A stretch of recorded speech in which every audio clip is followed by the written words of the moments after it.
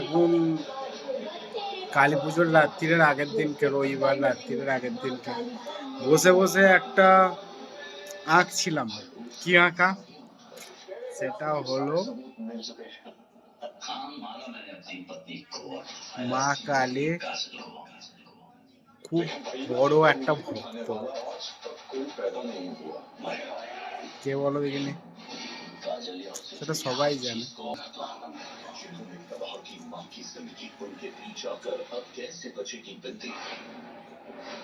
আঁকার চেষ্টা করছিলাম, আঁকলাম, পুরোটাই পেন দিয়েই করেছি।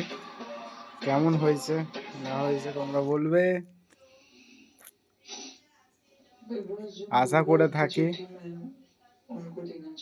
তোমাদের বলার অপেক্ষায়।